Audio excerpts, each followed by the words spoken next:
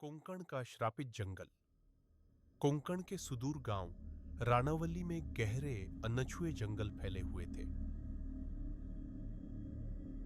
ये जंगल दिन में जितने शांत और सुंदर दिखते, रात में उतने ही भयावह हो जाते। कोई नहीं जानता था कि जंगल के भीतर क्या छिपा है। गांव में एक पुरानी कथा थी कि इन जंगलों के भीतर कोई कभी जीवित लौटकर नहीं आता।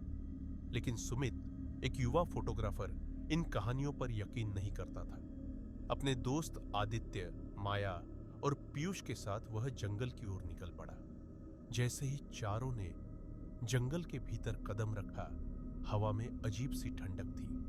सन्नाटा इतना गहरा था कि उनकी अपनी सांसें भी सुनाई दे रही थीं। अचानक चारों को ऐसा महसूस हुआ कि किसी ने उन पर नजरें गड़ा रखी हैं। पीयूष ने हंसते हुए कहा, यह सब हमारी कल्पना है। लेकिन उसकी आवाज में घबराहट थी।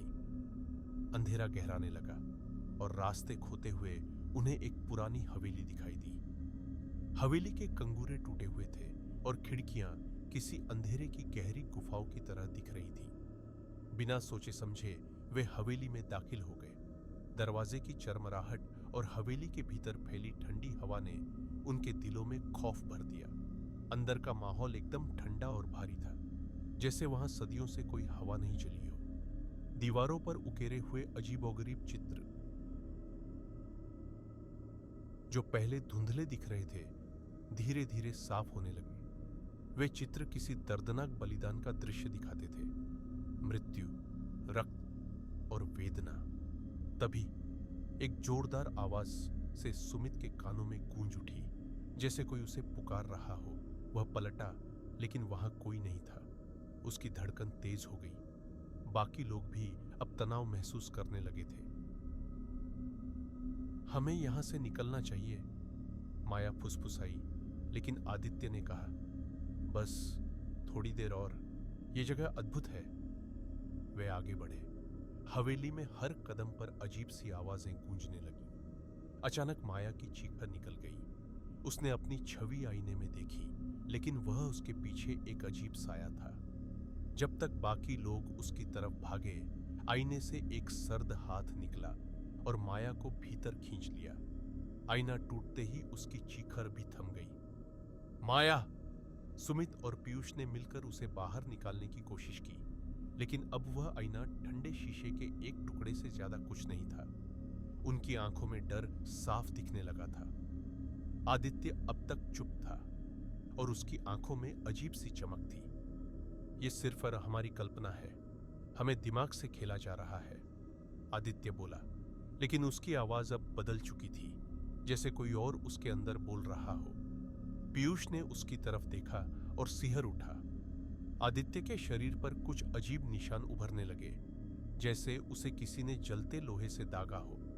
वह अब हवेली के नियंत्रण में था। तभी एक दरवाजे से आवाज आई, जैसे कोई धीरे धीरे खींच रहा हो।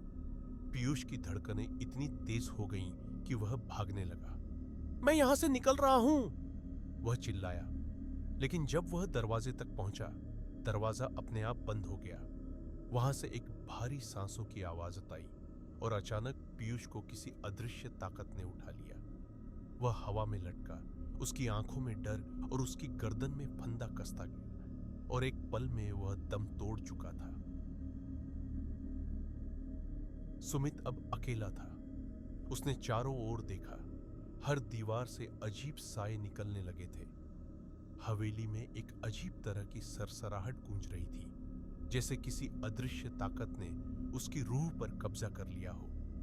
अब तक उसे समझ आ चुका था कि ये हवेली सिर्फ एक जगह नहीं थी। ये एक पाश था जो लोगों को अपनी ओर खींचता और उन्हें कैद कर लेता था। उसकी नजर एक पुरानी किताब पर पड़ी, जो हवेली के कोने में पड़ी थी। किताब के पन्नों पर तांत्रिक मंत्र लिखे थे। उसे एक ही रास्ता दिखा, या तो वह उस मंत्र को पढ़कर श्राप को खत्म करे या अपनी जान दे दे। हवेली की ताकतें अब उसे घेर रही थीं। दीवारों से साए बाहर निकलने लगे और उनकी आंखों में एक अजीब अजीब चमक थी। सुमित ने किताब को खोला और मंत्र पढ़ना शुरू किया। जैसे जैसे मंत्र पढ़ता गया, हवेली के भीतर एक अजीब सी गूंज उठी, लेकिन तभी उसकी सांसें धीमी होने लगी। मंत्र पढ़ते पढ़ते उसे एहसास हुआ कि इस श्राप को तोड़ने के लिए उसे अपने जीवन का बलिदान देना होगा। हवेली अब उसकी हर दिशा से बंद हो चुकी थी। वह भाग नहीं सकता था।